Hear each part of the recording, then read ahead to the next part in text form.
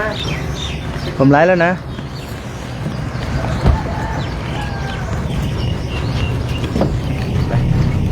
ถอย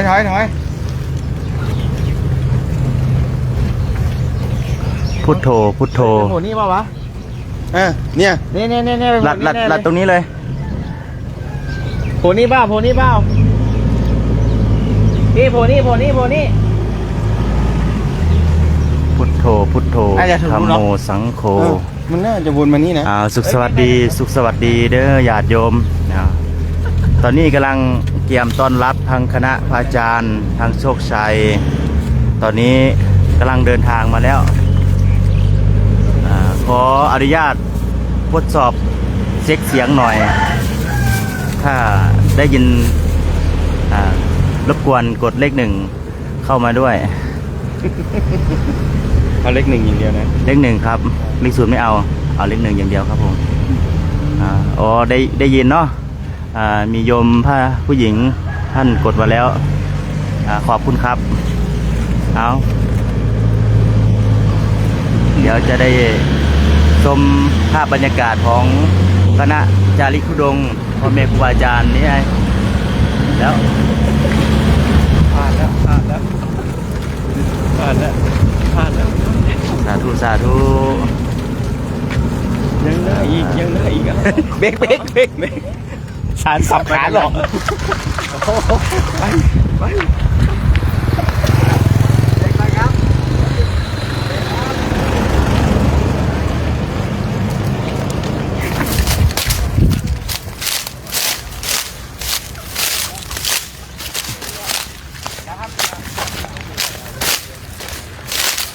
โอ้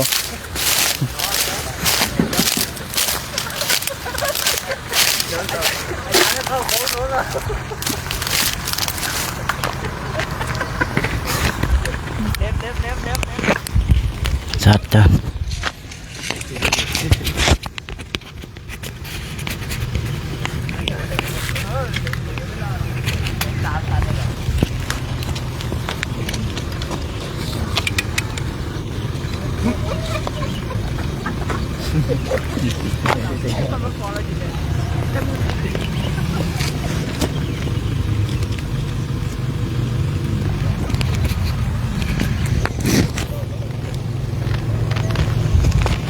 ไม่ได้บอกกันเหรอไม่ได้บอกกันเหรอ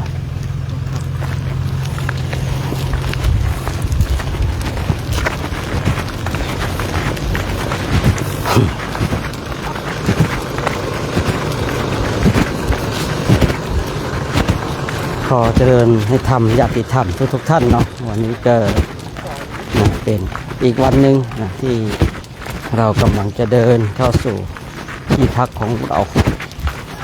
การที่เราจะเดินเข้าสู่ที่พักของเราก็ก่อนจะถึงญาติธรรมได้มาร่วมกันอนุโมทนาบุญกันเนาะตอนเช้าก็มาส่งตอนเย็นก็มารับเนาะมารับพระคุณเจ้าก็สู่ที่พักเนาะซึ่งช่วงนี้เองก็ที่พักช่วงนี้เองก็กำลังจะเข้าสู่ที่พักและญาติโยมการที่คณะพระสงฆ์ในการจาริกในแต่ละวันเนี่ยเกิดการสร้างความเพียรเนาะสร้างความเพียรสร้างความพยายามสร้างเหตุสร้างปัจจัยนะสร้างสิ่งที่ดีงามญาติโยมบางคนบางท่านไม่มีโอกาสจะทำเช่นท่านเนาะแต่มีโอกาสที่จะได้เห็นท่านเดินจาริกเช่นนี้นะฉะนั้นท่านทั้งหลายก็มาร่วมอนุโมทนาสาธุการกันการที่เรามาร่วมอนุโมทนาสาธุการเนี่ยก็เป็นส่วนหนึ่งแห่งบุญกุศลที่พระคุณเจ้าได้กระทำพระคุณเจ้าท่านทั้งจิตไปถูกแล้วท่านได้สร้างความเพียรได้สร้างความพยายามในอย่างถูกต้องอยู่ในสัมมาปฏิบัติเพราะว่าการจาริกของคณะของเราเนี่ยนะคือเราไม่ได้เดินทางกิโลนะเดินไปก็ต้องเป็นเพียรภาวนาไปแต่ละจุดเราก็พากันคือช่วงเดินเนี่ยก็พักก็ประมาณ2 รอบเนาะ คือหลังจากที่เราฉันข้าวอิ่มเราออกเดินได้สัก5 โล 6 โลเราก็หยุดพักอาหารก็ย่อยพอดีเลยเนาะย่อยพอดีหลังจากนั้นเราก็ออกเดินต่อแล้วก็มาพักดื่มน้ำปานะแต่ก่อนออกเดินเราก็กระตุ้นน้ำปานะหน่อยพอมาถึงที่พักเราก็ถวายน้ำปานะเมื่อถวายน้ำปานะพอถวายน้ำปานะเสร็จก็ออกเดินอีกเดินจังช่วงเย็นๆแบบเนี้ยเนาะเราก็จะได้เห็นภาพพระคุณเจ้าของเราได้ออกจาริกธุดงค์กันฉะนั้นญาติโยมทุกคนทุกท่านนั้นมีโอกาสก็มาอนุโมทนาบุญกันที่ให้ญาติโยมได้เห็นกันนี่คืออยากให้ญาติโยมได้ร่วมอนุโมทนาบุญจิตอันประกอบไปด้วยกุศลพระสงฆ์ท่านออกมาจาริกธุดงค์เช่นนี้ก็เพื่อขัดเกลาเพื่อฝึกฝนคือพูดง่ายๆว่าอยู่วัดบางครั้งก็ติดซุปออกมาอย่างนี้จะได้ติดธรรมบ้างเนาะขวาอยู่วัดก็จะติดสุขนะพอเราออกมาเช่นนี้ก็จะได้ติดธรรมนะธรรมที่พระเจ้าได้ทรงตรัสไว้แล้ว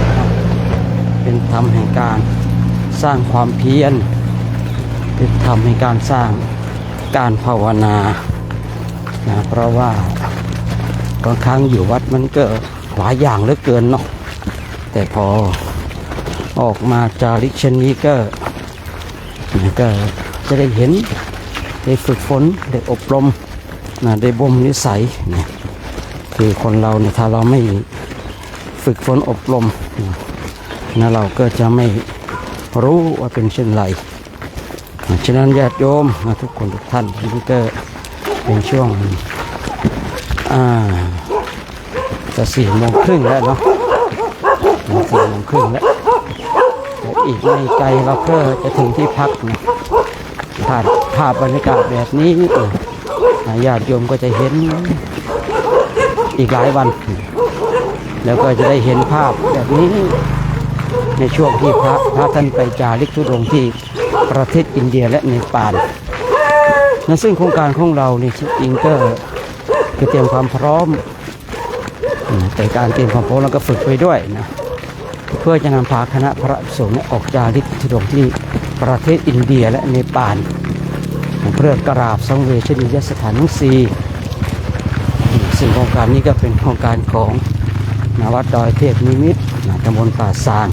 อำเภอแม่จันทร์จังหวัดเชียงรายเรานี่เริ่มเดินที่พระธาตุที่วัดพระธาตุจอมปิงจังหวัดลำปางก็ผ่านมาทางลำพูนเชียงใหม่เข้าสู่เชียงรายตอนนี้เราเข้าสู่เขตของเชียงรายอำเภอเวียงป่าเป้าเนาะการจาริกในครั้งนี้ที่กล่าวไว้ว่าเป็นการฝึกฝนอบรมบ่มนิสัยอยู่วัดบางทีก็จะติดสุขพอออกมาเดินก็จะติดธรรมที่พระเจ้าทรงตรัสไว้เนี่ยคือการที่ท่านมาเดินท่านมาร้อนมาหนาวคือเจอผัสสะสารพัดเลยนะไม่เคยเจอก็ได้เจออยู่ที่วัดมีแต่คนนอบน้อมญาติโยมก็นอบน้อมแต่ออกไปเงี้ยบางทีก็โดนด่าเป็นพระปลอมบ้างอะไรบ้างมาเดินกันเยอะขนาดนี้หาว่าเป็นพระปลอมเนาะ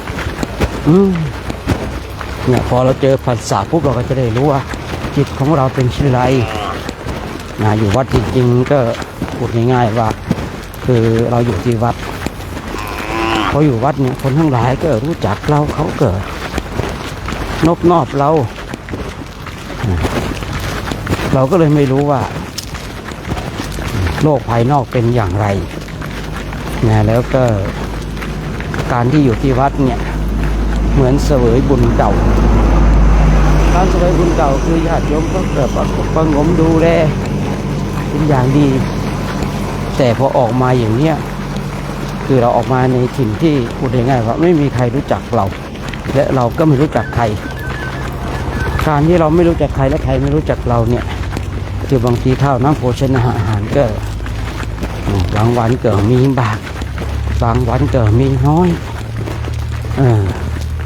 มากบ้างน้อยบ้างไม่หามาตรฐานไม่ได้ว่าต้องมากอย่างเดียวหรือน้อยอย่างเดียวก็เป็นเหตุให้ได้คุยเรื่องของทานบารมีพระคุณเจ้าของเราก็จะได้เห็นว่าตนเองเนี่ยทานบารมีมีมาน้อยเหลือเกินสงสัยในอดีตชาติเนี่ยคงเป็นบุคคลที่ตรณีไม่รู้จักการให้ทานหรือว่าให้ทานให้แบบเสียไม่ได้หรือให้แบบน้อยๆพอมาจริตแบบนี้ก็เลยได้เห็นผลแห่งทานที่ตนเองได้กระทำ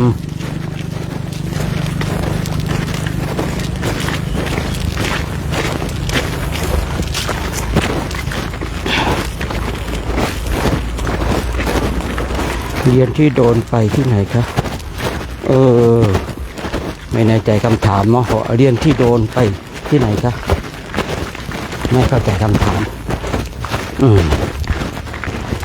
บางทีพระคุณเจ้าเราก็เห็นทานของตนเองอย่างมีน้อยเหลือเกินไปบางที่เขาเกิดต้อนรับไปบางที่เขาเกิดไม่ต้อนรับก็ไม่ว่ากันตรงจุดนี้เราก็ไม่ว่ากันเนาะญาติโยมเนาะเพราะว่าเราเนี่ยไปเพื่อการสร้างบารมีมันก็ขาดบ้างสมบูรณ์บ้างก็เป็นเรื่องปกติเนาะของการสร้างบารมีฉะนั้นญาติโยมที่มาร่วมกันมาสาธุร่วมกันกดไลค์กดแชร์ก็ถือเป็นส่วนหนึ่งแห่งกำลังใจที่พระคุณเจ้าได้รับแต่เมื่อวานก็คุยว่าการที่เราเนี่ยได้กำลังใจจากคนอื่นเป็นสิ่งที่ดีแต่กำลังใจที่ดีสุดคือกำลังใจจากตัวของเราเองที่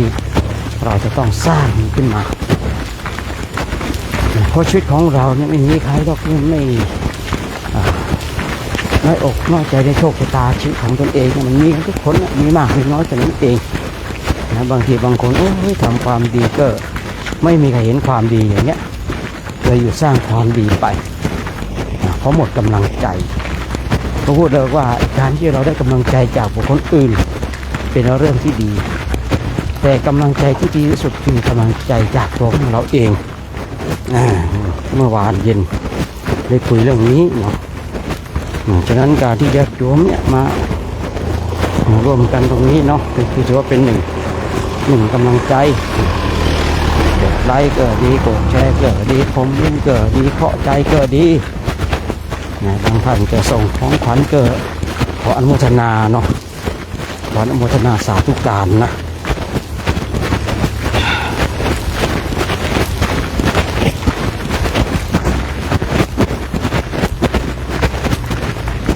วันนี้เราก็จะพักที่วัดตอนจันทร์อยู่ในเขตอำเภอเลียงป่าเป้าอยู่ในเขตเลียงป่าเป้าเนาะเลียงป่าเป้า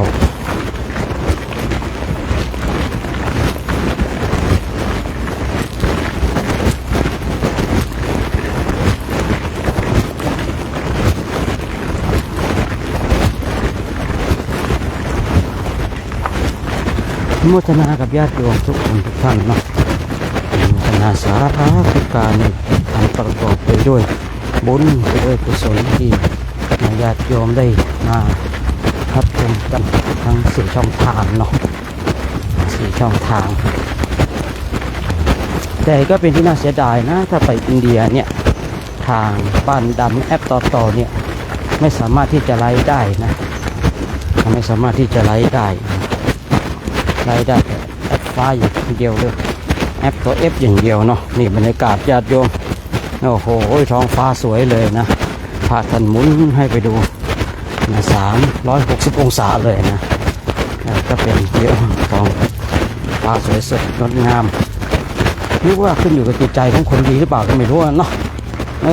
เห็นอะไรก็สวยงามเห็นอะไรก็ดีไปหมดเลยนะอยากโยกทุกคนทุกท่านเราก็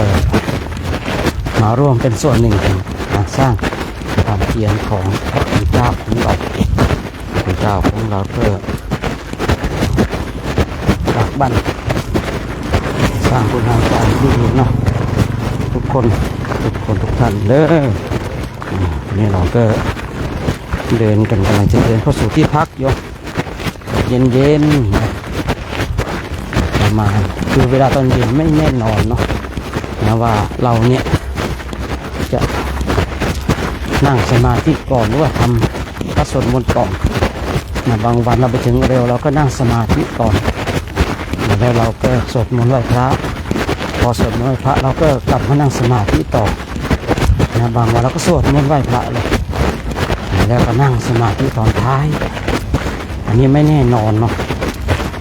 ช่วงที่เราไปถึงต้องดูเวลาไปถึงด้วยส่วนเวลาที่แน่นอนคือตี 3ญาติโยม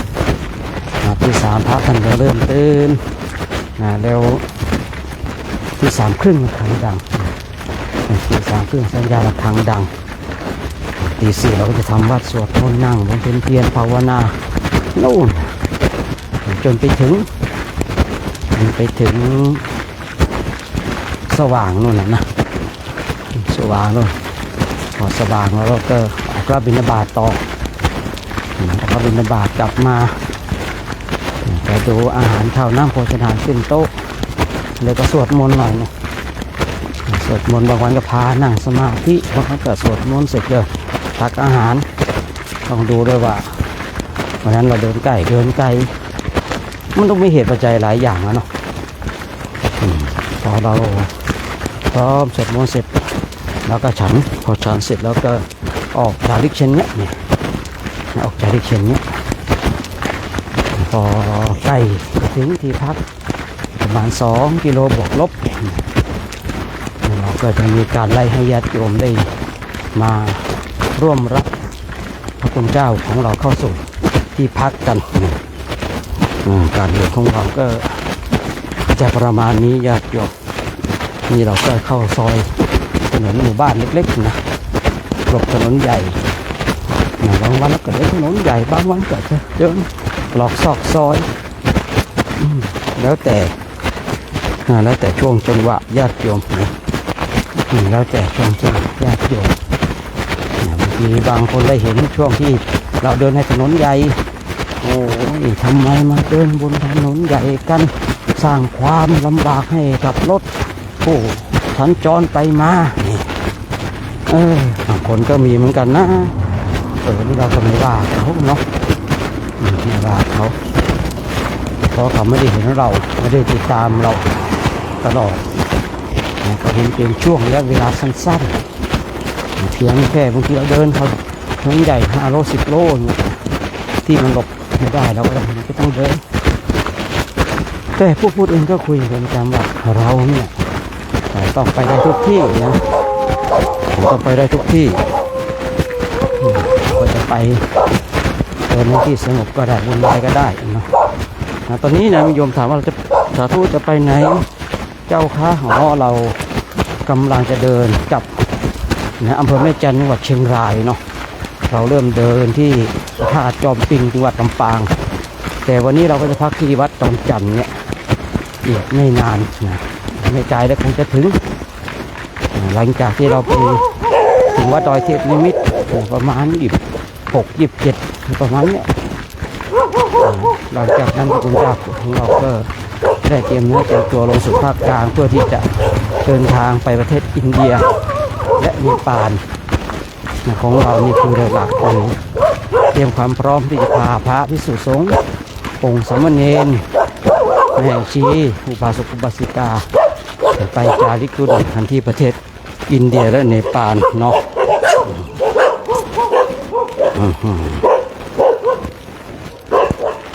ไม่ใช่วันนี้กลุ่ม 4เป็นยังไงหลวงพ่อพระครูต้องเพิ่มแล้วก้าดูแล้วเนี่ยกลุ่ม 4พาหลงไปตลอดเลยวันนี้นะ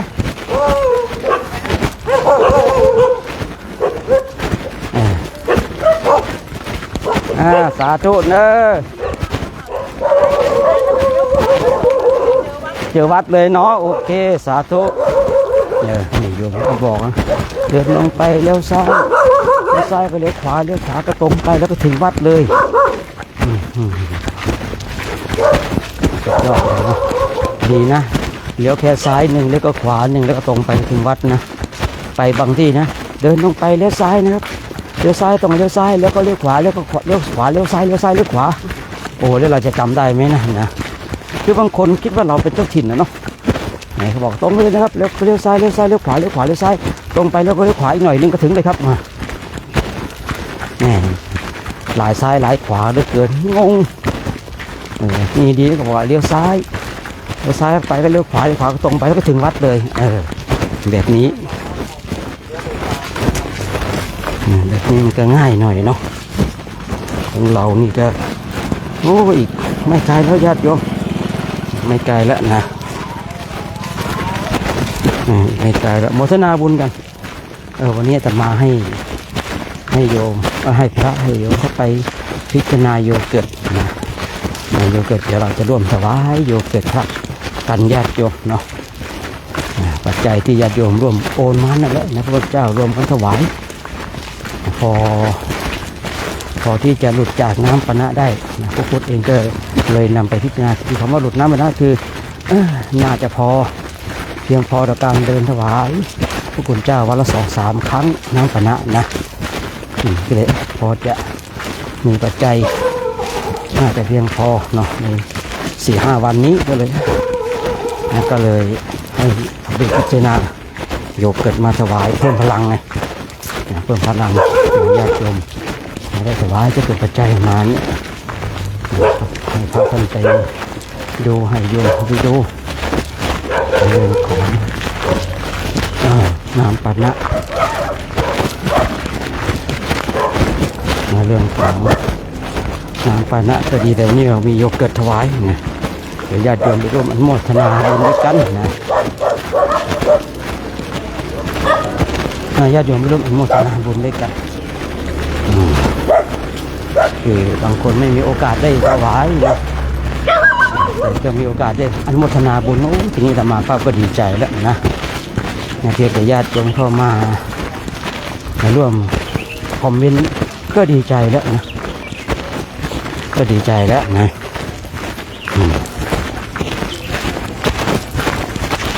ตอนนี้ก็เดี๋ยวเราไปร่วมถวายโยเกิร์ตด้วยกันนะญาติโยมนะ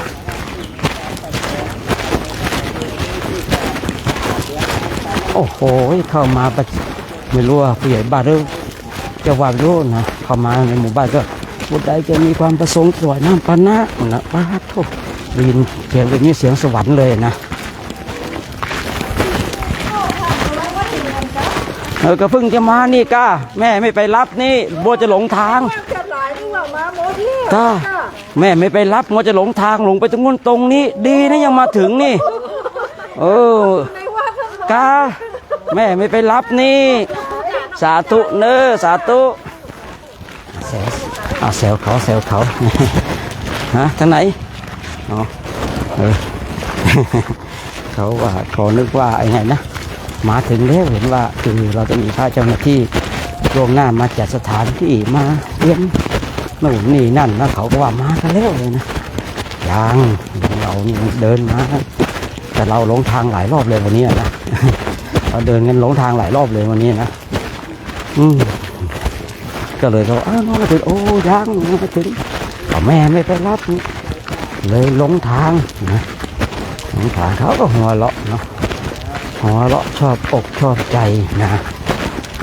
หัวเราะชอบอกชอบใจเป็นเรื่องที่ดีญาติโยมแต่ถึงวัดแล้วย่อมเดี๋ยวไปร่วมถวายน้ำกันร่วมถวายโยเกิร์ตพระด้วยกันเนาะถวายตอนนี้แหละอันนี้ทรงแรงดีนะคือพระพูดเองเนาะคือจะชวนโยมถวายน้ำปานะนี่คือเรารู้นะว่าพระคุณเจ้าของเราเนี่ยต้องการน้ำปานะช่วงไหนคือเราเดินเรารู้นี่ถวายที่ถูกช่วงจังหวะที่เขาท่านต้องการทีเนี้ยคือเราลองคิดดูว่าในช่วงที่ท่านต้องการเนี่ยไปดับกระหายไปดับความหิวไปดับเวทนาของท่านเนี่ยอานิสงส์มันจะแรงขนาดไหนเนี่ยญาติโยมยิ่งไปอินเดียนะโอ้โหญาติโยมบุญนี่แบบ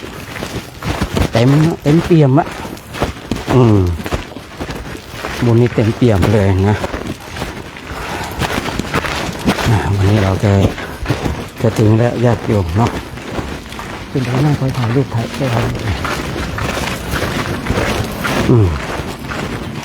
ญาติโยมทุกคนนะ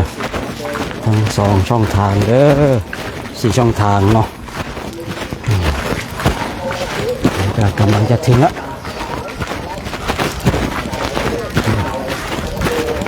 กำลังจะถึงแล้วเนาะคือของเรานี่มีหน่อยได้กะได้รู้แต่อะไรก็ว่าทำเลยรู้ได้ไว้ก่อนนะได้ไม่ได้ไว้ก่อนอะไรไม่รู้ถามอะไรเรื่องรูปเมื่อกี้นะเดี๋ยวญาติโยมเดี๋ยวไปร่วมกันเนาะร่วมถวายน้ำปานะกันนะร่วมถวายน้ำปานะกันวันนี้นะซึ่งเราก็คือเป็นโอกาสอันดีเนาะ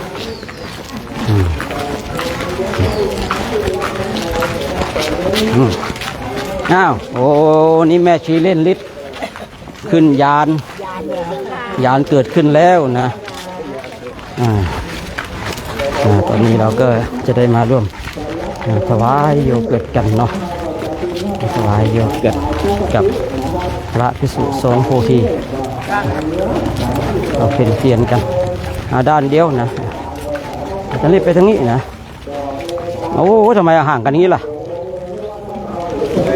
สาธุตรงนี้เขาหยิบเองให้ถวายเลยแล้วตั้งใจว่าให้เขาหยิบเองไงสาธุไม่รู้ว่าจะถวายสาธุขึ้นเลื่อนเข้ามาญาติโยมมาร่วมอนุโมทนาบุญด้วยกันเด้อวันนี้เราถวายโยเกิร์ตด้วยกันเนาะสาธุนะเราร่วมถวายโยเกิร์ตด้วยกันนะถวายพระท่านไปท่านได้การโยเกิร์ตจะได้มีเรี่ยวมีแรงนะมีกำลังเนาะจะได้มีกำลังนะในการภาคเพียรพยายามเนาะในการฝึกฝนอบรมนะครับผมสาธุนะวันนี้ก็ปัจจัยที่ญาติโยมร่วมถวายมากันนั่นแหละเนาะเราก็จะได้ร่วมกันถวายท่านกันให้ท่านได้มีกำลังในความภาคเพียรพยายามในการฝึกตนเนาะการฝึกตนในการที่เรามีโอกาสได้สร้างบุญบารมีกับท่านแบบนี้ก็ถือว่าเป็นความโชคดีนะของเราท่านทั้งหลายเพราะว่าความโชคดีตรงจุดนี้ก็จะเป็นเหตุเป็นปัจจัยนะเป็นนิสัยตามทรงนะให้เราท่านทั้งหลายได้สร้างคุณงามความดีกันเรายึดมั่นในบุญกุศลยึดมั่นในการสร้างคุณงามความดีกันญาติโยมแล้วนี่ก็เรามาร่วมกันร่วมอนุโมทนาบุญกุศลกันร่วมอนุโมทนาบุญกุศลกันทุกคนทุกท่านเนาะบุญเกิดขึ้นแล้วนะจะมีโอกาสเนี่ยจะมาถ้าปัจจัยพอที่จะนั่นได้ก็หลุดจากน้ำปนะได้เราก็จะถวายท่านกันนะเราก็ถวายท่านกัน2-3 วันครั้งหนึ่งก็ยังดีเนาะเพราะว่าบางสิ่งบางอย่างในญาติโยมน้ำปนะนี่เป็นสิ่งสำคัญนะน้ำปนะนี่เป็นสิ่งที่สำคัญมากๆเลยครับผมปัจจัยนี่ก็เป็นกองคณะพระสุสงฆ์เราแล้วช่วยกันนะญาติโยมรวมด้วยช่วยกันโอ้โทษทีรวมด้วยช่วยกันนะคนละเล็กคนละน้อยนะมาหล่อล้อมมารวมกันเป็นน้ำปานะในวันนี้เนี่ยญาติโยมหล่อล้อมกันเนาะตัวยังไงญาติโยมทุกคนมาร่วมอนุโมทนาบุญกันมาร่วมอนุโมทนาบุญร่วมอนุโมทนาสาธุการบุญกับเราท่านทั้งหลายกันนะเพราะว่า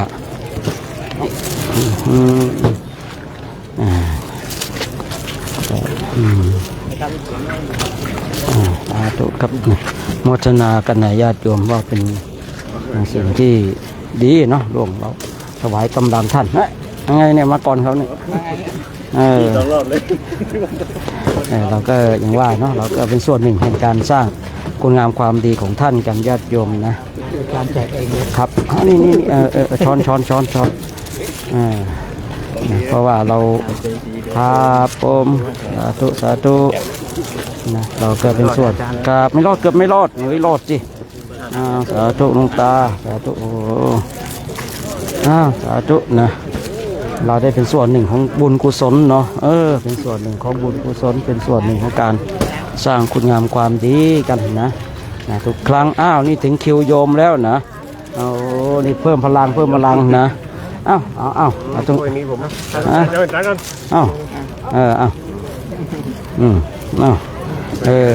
หายเหนื่อยเลยนะนะโอ้ยยังไม่ได้เสกเลยนะให้ชี้สาธุไม่มียานเนาะมียานเนาะนี่เนี่ยอยากกินสตรอเบอรี่ยานไม่เกิดเนาะยานรถนะสาธุสาธุนะก็ถอยหลังเขาตรงนั้นนะเนี่ยตอนนี้เราก็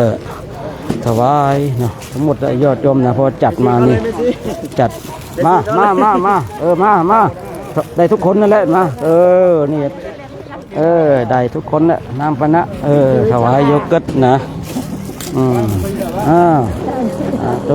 จะได้มีแรงนะสาธุโชคดีที่เหลือก็หยิบเอาเองนะโอ้ยต้องเคยน้ำมันต้องเคยกินได้เหรอเบิ้ลเมื่อกี้เอาไปอันนึงแล้วนี่อันรออยู่ครับนิมนต์นะน่าจะนั่นอยู่ก็ดูไปแจกเอาเข้าไปถวายกันนะเดี๋ยวเราก็ไปดูทั้งต่อญาติโยมวันนี้เราได้ถวายน้ำปานะถวายโยเกิร์ตนะสาธุไปแล้วนะมันกับให้ครูบาวงเขาพาไปดูพระท่านกลางเต็นท์กันเนาะสัมภาษณ์กันโยเกิร์ตฉันได้นะโยมนะคนบางท่านก็มากนะไปครับผมขอบคุณครับวัดอีกอย่างนะดอนจันทร์เนาะจังหวัดเชียงรายเนาะสุขสบายสุขสวัสดีสุขสบายดีสุขีเจริญพรญาติโยมเป็นไงครับพี่โยมเป็นไงวันนี้ย่อมาเดินแข็งแรงมาเดินครับไปแล้วครับสาธุโยมคนติดตามทางพ่อแม่ครูบาอาจารย์เนาะ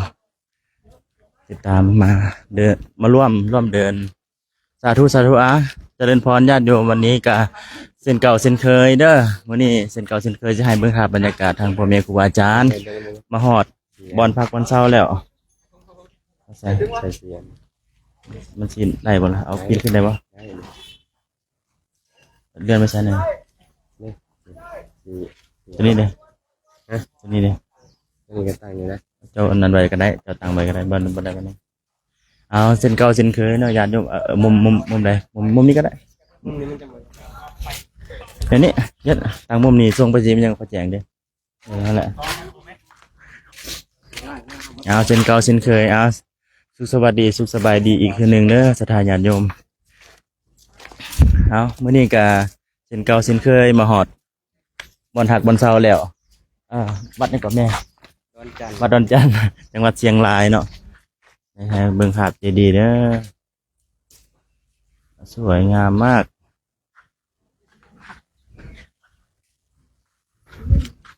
เอาเส้นเก่าเส้นเคยเด้อสถานญาติโยมวันนี้ก็มาหอดบอนหักบอนเซาแล้วเดี๋ยวจะให้เบิ่งภาพบรรยากาศทางพ่อแม่ครูบาอาจารย์เพิ่นกำลังกลางเต็นท์พระอาจารย์แก้วเลยแก้ก่อนเท่านั้น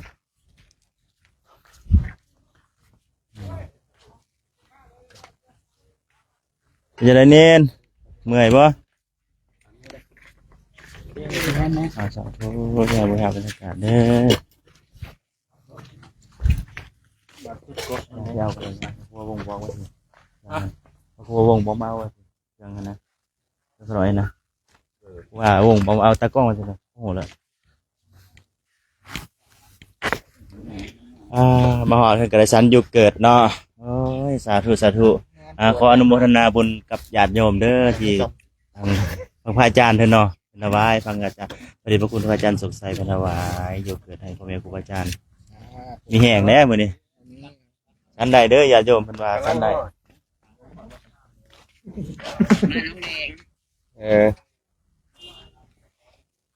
จานใดเด้อบ่เป็นหยังเขาหน่อยเด้อโยเกิร์ตเอาเต็มที่เลยเอาเบิ้ลบ่เขาหน่อย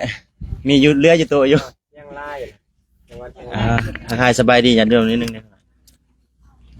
ธรรมดา สั้นโยเกิร์ตเราเบาได้เนาะ กะ ไม่ต้องอ่านเลยขนาดติดกันเลยเลย ขอเจริญพรศรัทธาออกตนญาติโยมสาวพุทธศาสนิกชนทุกทวนหนาผู้ฟักไฟคุณงามความดีไฟบุญไฟกุศลเมื่อพวกเขายังมีโอกาสในการสร้างความดี เมื่อโอกาสในการเฮ็ดความดีของพวกเขามีก็ให้ฝ่าวค้นขวยฝ่าวตักตวงฝ่าวเฮ็ดฝ่าวกระทำเอา เมื่อพวกเขาผ่านโอกาสไปแล้วเขาก็จะบ่สามารถเฮ็ดกระทำในสิ่งนั้นได้ฉะนั้นแล้วเมื่อมีโอกาสในการสร้างความดีก็ให้ฝ่าวเฮ็ดฝ่าวกระทำค้นขวยให้มันสำเร็จในกิจการงานนั้นๆก็ฝากไว้สำนี้เนาะก็ขอให้ทุกทานทุกผู้ทุกคนมีแต่ความสุขความเจริญพกกลุ่มสุมเย็นมีความผาสุกห่มเย็นโดยทั่วกันทุกทานทุกคนเด้อ โดยคณะขอบใจอาจารย์เพิ่นมาแต่ซอปปลาวเนาะเพิ่นให้โอวาทให้เขาคิดญาติโยมได้ฟัง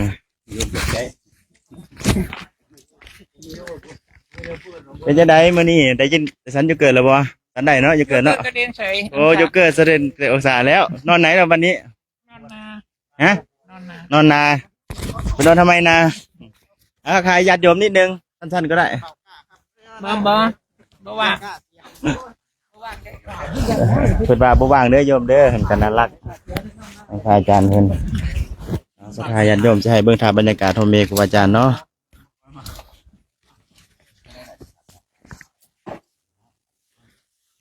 นี่พระอาจารย์สมบัติได้สันโยเกิร์ตแล้วบ่เป็นหยังบ่เป็นหยังโยเกิร์ตเอาเพิ่นก็บ่เป็นหยังเท่าไหร่พระอาจารย์ใหญ่เพิ่นถวายโยเกิร์ตมาฮอดเนาะแสดงว่าสมบัตินี่มีบุญแล้วมื้อนี้ มีคำถามบอกดูว่าจะได้ยังไง เขาเคยแล้วมื้อนี้เป็นจังได๋มื้อนี้ วันนี้รู้สึกว่าหนักพอสมควร แต่ว่าใจก็สู้ก็ขอเจริญพรออกตนญาติโยม ที่เขามาหับสมหับฟัง เป็นกำลังใจให้พ่อแม่ครูอาจารย์เด้อกับสายทางศรัทธาที่เป็นเจ้าภาพเจ้าศรัทธานำปณะก็ดี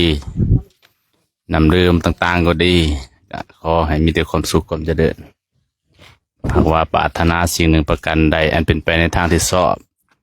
ก็ขอให้สำเร็จอาจารย์บงต่อไปสักหน่อย ยิ้มได้ น้องพี่ ยิ้มได้กันอยู่วันนี้กัน ลูกพี่ เป็นจังได๋อยู่นี่ โอ้นางหมา โอ้มุมนี้สุดยอดเลยเนี่ยนมัสการเขาหน่อยแล้วบ่เขาหน่อยสาธุกำลังแล้วมาฮอดแล้วก็พากันกางเต็นท์กันแล้วเนาะหาบนทักวันเสาร์สาธุจะให้เบิ่งภาพบรรยากาศเด้อท่านญาติโยมนี่เจอแล้วบ่เป็นหยังเขาหน่อยโยเกิร์ตพระอาจารย์ว่าท่านได้ท่านได้โยเกิร์ตท่านโลดเป็นยังไงล่ะวันนี้ท่านโยเกิร์ตพระอาจารย์เป็นไงพระอาจารย์ใหญ่เห็นว่าให้เลย มีแหง มีแหง มีแหง เมื่อยว่าตอนนี้ ก็เมื่อยอยู่ตัวละฮอดแล้วก็ผ่อนคลาย ผ่อนคลายเนาะมาหอดปุ๊บแต่ท่านโยเกิร์ตปรับเลย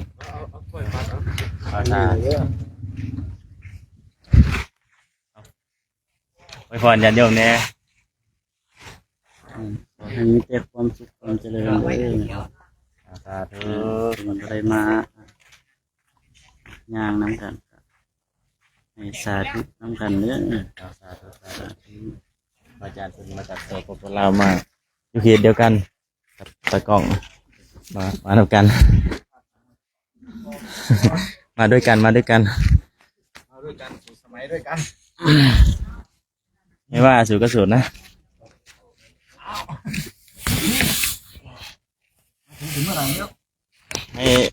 ให้สมบัติสูตรเดียวเด้อสูตรมหาสมัย ญาติโยมได้ฟังนำ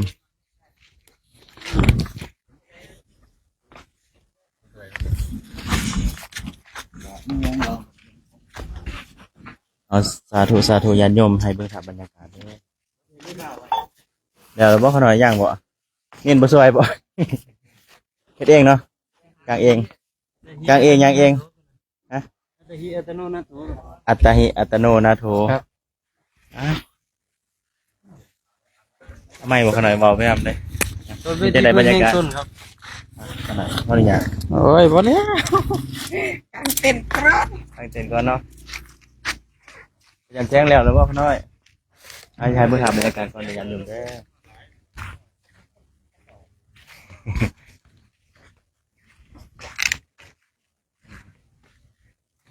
จะได้เมื่อยบ่มื้อนี้เขาหน่อยท่านอยู่เกินเนาะแซ่บเนาะอาจารย์พูดไว้อยู่ เจริญพรสถาของตนญาติโยมที่เขามาส่มทาง TikTok ทาง Facebook ก็ดีนะแล้วถาม บ่เอาสองเลยทางไล่เอาไม่กันทางไล่สด ทางไหนสดเนาะมื้อนี้ก็มาฮอดจุดหมายในที่สุดก็มาฮอดจุดหมายบ้านยังเขาหน่อยลืมชื่อละ เดี๋ยววัดยัง วัดบ่ฮู้คือกันเนาะ แต่ว่า ก็ถือว่าเป็นบัตรที่สวยงามอยู่เนาะได้มาฝากในฝาก เดี๋ยวได้ขอหน่อยเช็คมือแป๊บนึงนะ ในฝากในมื้อนี้เนาะก็ถือว่ามีความปิติยินดีที่ได้มาพักบ้านเพิ่นมาเยี่ยมยามบ้านเพิ่นก็ขอบอกขอบใจพ่อแม่ครูบาอาจารย์ทางบ้านดอนจันทร์ให้ความต้อนรับอย่างดี ขอให้กับการได้ก็ กราบสาธุบุญคุณนำพ่อแม่ครูบาอาจารย์ที่เอาใจใส่ต่อคณะตรงทางวัดดอยเทพนิมิตรของพ่อแม่ครูบาอาจารย์เพิ่นได้จัดขึ้นตัวน้อยเองกับมีส่วนหนึ่งที่ได้เขามาร่วมในโครงการจริยธรรมก็ถือว่ารู้สึกมีความสุขหลายที่ไหลมาเดินตามเดินตามห้อยพระบาทของพ่อแม่ครูบาอาจารย์ที่เป็นได้จัดขึ้นแล้วก็มีความสุขในขณะเดินชมวิวบรรยากาศสิ่งที่บ่เคยเห็นก็ได้เห็นสิ่งที่บ่เคยพบก็ได้พบ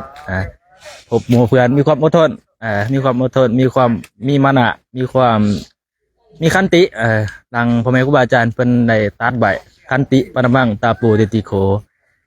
ความอดทนอดกลั้นเสียให้เฮาไปฮอดจุดหมายปลายทาง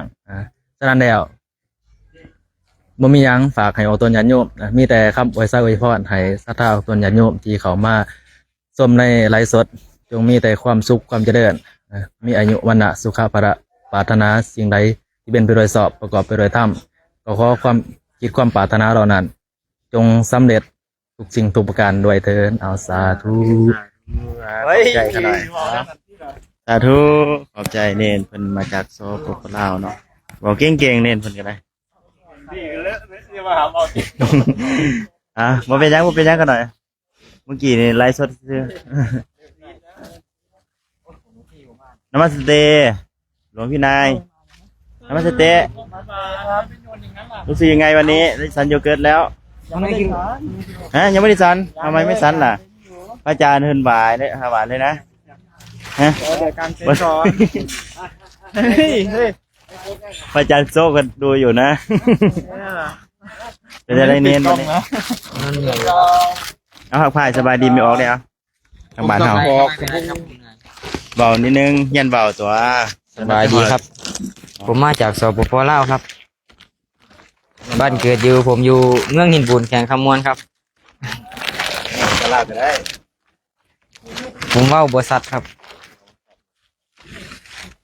ลืมสำเนียงเลยขนาด เราสลาเฮานี่แหละ มันลืมสำเนียงลืมบ้านเกิดบ่ได้เด้ บ่ได้ลืมบ้านเกิดลืมสำเนียง ขอบใจค่ะหน่อยเพิ่นให้แจกก็เนาะสาธุ ผมพูดไม่จริง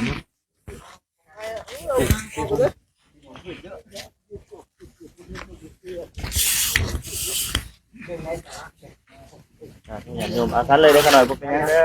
อไล่อยู่บ่เป็นหยังเพิ่นอาจารย์เพิ่นมาทันได้เอาสาธุ ปู่ใหญ่เป็นยังไงมื้อนี้เขาหน่อย นะ ปู่ใหญ่เป็นยังไง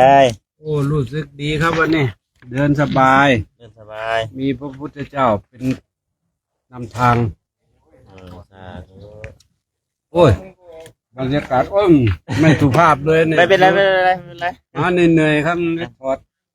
ว่าเป็นหยังบ่เป็นหยัง ซักผ้าด้วย สักผ้าด้วยบ่เป็นหยัง สาธุสาธุ สาธุอนุโมทนาบุญเด้อผู้ใหญ่เฮาอายุเยอะพรรษาเยอะกว่า ว่ามีน้ พี่เป็นยังไงวันนี้ ำโอ้ได้สบายอร่อยดีใจครับผม พระอาจารย์ใหญ่เพิ่น โอ้ ถวาย โย โย เกิ เกิ ร์ ร์ ต ต สาธุ สาธุขอบคุณพระอาจารย์ใหญ่เนี่ย ขอบคุณครับ ผมรู้สึกดีมากๆเลยครับ วันนี้ ไม่เหนื่อยเหรอ หายเหนื่อยเลยได้อยู่เกินแล้วหายเหนื่อยเลยครับ ได้โยเกิร์ตแล้วหายเหนื่อย ครับ ครับโอ้สาธุ ครับ ขอบคุณนะครับสาธุสาธุขออนุโมทนาบุญนำทางพระอาจารย์เพิ่นถวายโยเกิร์ตเนาะถวายน้ำปานะให้พ่อแม่ครูบาอาจารย์เดินมาแล้วเพิ่นก็ถวายสาธุสาธุญาติโยมใช้เบิ่งถามบรรยากาศอีกจักหน่อยเด้อแล้วก็สิขออนุญาตปิดไล่บ่ฮอด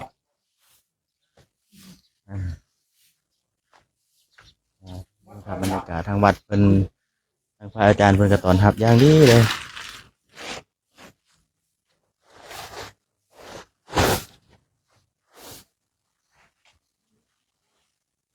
นมัสการพระอาจารย์เขาบอกนิดนึงเขาสัมผัสนิดนึงนะครับอันนิดนึงไม่เป็นไรท่านเลยนะครับท่านบ่เป็นหยังบ่เป็นหยังอาจารย์บอกบ่เป็นหยังมีความรู้สึกยังไงวันนี้ อ๋อวันนี้ก็เดินด้วยความปวดไหล่นิดนึงเพราะมีภาระเพราะมีขันธ์ห้าเป็นภาระอันนี้เราก็พยายามให้มีสติอยู่กับปัจจุบันในการที่เราเดินธุดงค์จาริกธรรมตามรอยบาทพระศาสดาปีที่12นี้ก็ถือว่าเป็นโอกาสดีที่อาตมาได้มาปีแรกเนาะได้มีโอกาสให้กับชีวิตได้มีโอกาสให้กับตัวเองได้มาฝึกฝนปฏิบัติแล้วก็ขัดเกลาเนาะในการเจริญสติปัฏฐาน4เนี่ยถือว่าเป็นการปฏิบัติตลอดเวลาในระยะของการเดินทางฉะนั้นญาติโยมที่อยู่ทางบ้านที่ได้รับชมฝั่งนี้ก็เอาไปประพฤติปฏิบัติได้ตามแนวทางเนาะในการเดินก็ให้เดินมีสติเนี่ยให้มีสติทุกก้าวก็ให้มีพระพุทธเจ้าเดินด้วยการมีสติสัมปชัญญะฉะนั้นทุกอย่างก็มีธรรมะอยู่ในตัวเนาะให้เรามีชีวิตอยู่กับปัจจุบันนี่แหละปัจจุบันก็ต้องมีสติในการดำเนินชีวิตหลักในการดำเนินชีวิตของพระพุทธศาสนาก็ทางสายกลางก็คือศีลสมาธิปัญญาให้เราเอาไปใช้ให้ได้ศีลก็คือความสำรวมกายวาจาให้เรียบร้อยสมาธิก็คือความรักษามันปัญญาก็คือความรอบรู้ในกองสังขารเนี่ยก็คือมรรคมีองค์8เนี่ยศีลสมาธิก็ย่อมาจากมรรคมีองค์8ฉะนั้นในการมาประพฤติปฏิบัติธรรมก็เนี่ยให้เราใช้สติในการดำเนินชีวิตโดยยึดหลักของศีลสมาธิปัญญาเนี่ยเป็นทางสายกลางงั้นก็ขอเป็นกำลังใจให้ญาติโยมที่รับชมอยู่ทางบ้านก็ให้เจริญสติในทุกๆวันจะได้ไม่ประมาทในการชีวิตทานศีลภาวนาก็เป็นแนวทางในการประพฤติปฏิบัติได้เป็นสิ่งที่ทำได้ง่ายเนาะก็ขอเจริญพรสาธุสาธุ ขอบคุณพระอาจารย์มากๆครับพระอาจารย์อยู่จังหวัดไหนครับ มาอยู่ชลบุรี อยู่ชลบุรีเนาะ ป่าวชิรบรรพต ครับผมสาธุขอบพระคุณมากๆเอาพระอาจารย์ตามหาอยู่ตามหาอยู่ครับเอานมัสการครับ ลืมถ่ายโลโก้วัชิรบรรพต เอาหนังก็ได้ แล้วก็ หนังนี่ก็ได้แจ้งดี โอ้ถ้ามาวะ สบายเลยนะครับผม โอ้โห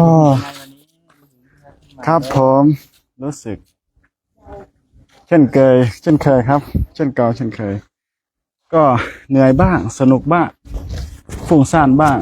สงบบ้าง มีหลาย มวนบ้าง หลากหลายอะไรใช่ ลงทางด้วยวันนี้ มีปวดบ้างอะไรอย่างนี้ ปวดเท้า ปวดแข้งปวดขาก็เป็นความรู้สึกที่ อ๋อบ างครั้งความรู้สึกแบบนั้นเราไม่เคยพบเจอมาก่อน เพราะว่าส่วนมากตั้งแต่บวชมาก็อยู่ไม่เคยมาเดินธุดงค์อย่างนี้ แต่ว่านี้เป็นครั้งแรกของหลวงพี่ที่มาเดินธุดงค์เพราะว่าได้มีกัลยาณมิตรที่ดีที่คอยแนะนำให้เรามา ซึ่งเราเองก็ ชอบการเดินธุดงค์ชอบการปฏิบัติ ชอบไม่ชอบไม่รู้แต่ว่ามันเป็นหน้าที่ของเมื่อเราบวชเรามาแล้วเราก็ต้องทำเพราะถ้าว่าถ้าเราไม่ทำแล้วศาสนาจะอยู่ยังไงประมาณนี้ครับ แต่ว่า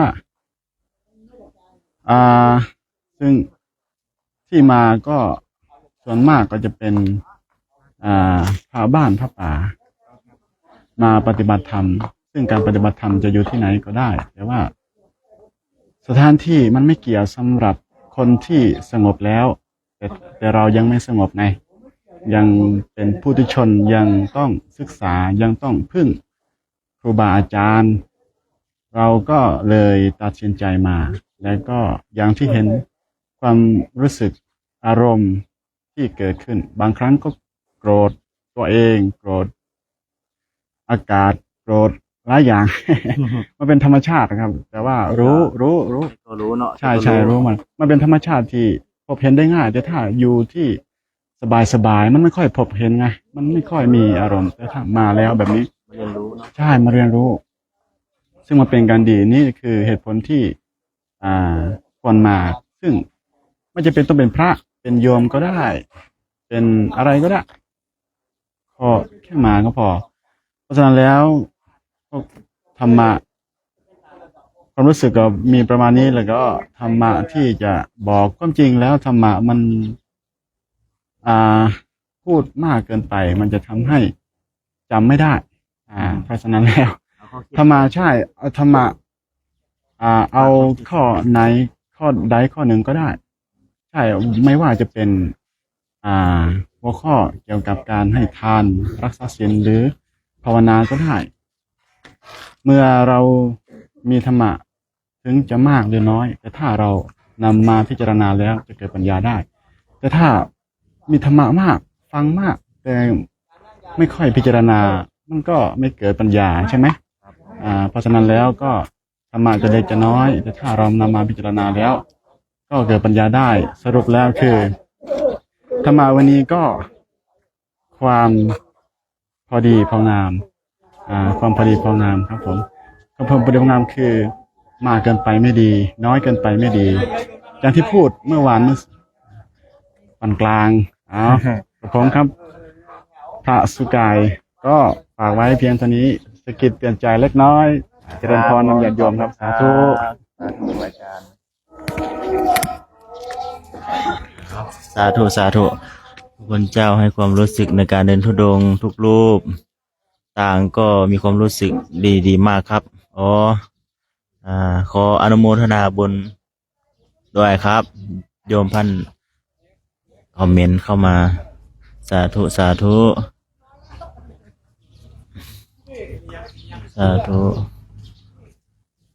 กับอนุโมทนาวัดทางเหนือสวยงามมากใช่แล้วครับทางเหนือสวยงามมากครับ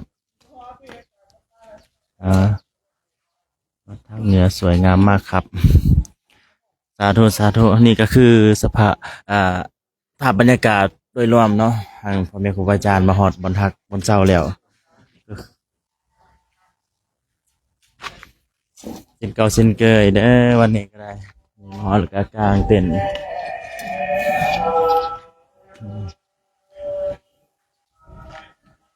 มีเจดีย์ด้วยสวยงามมากครับขออนุโมทนาเด้อญาติโยมที่ส่งของขวัญเขามาให้ขออนุโมทนาบุญด้วยก็จะเป็นส่วนหนึ่งร่วมโครงการจาริกธรรมตามรอยพระบาทศาสดาขออนุโมทนาบุญกุศลนำเด้อญาติโยมขอบคุณมากหลาย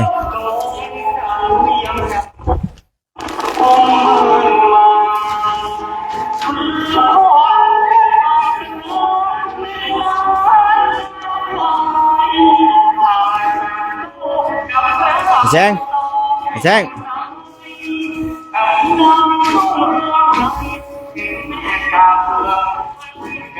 สวัสดีสุขสวัสดีสุขีเจริญพรญาติโยมอีกคนหนึ่งเด้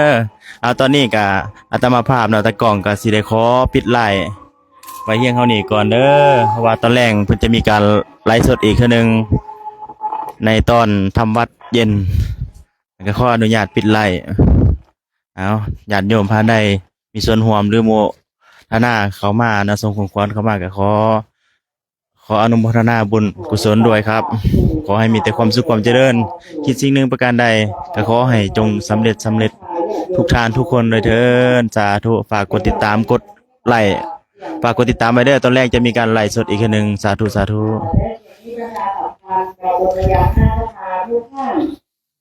ซึ่งก็ในช่วงก่อนเย็นวันนี้ก็ประชาสัมพันธ์ด้วยองค์การ ขออนุโมทนาเด้อญาติโยมส่งของขวัญเข้ามาเด้อเอาปิดไลค์ให้แน่ปิดไลค์ให้แน่ครับปิดไลค์ให้แน่อุ้ยไม่เป็นไรปิดไลค์ให้แน่นะเอาเลย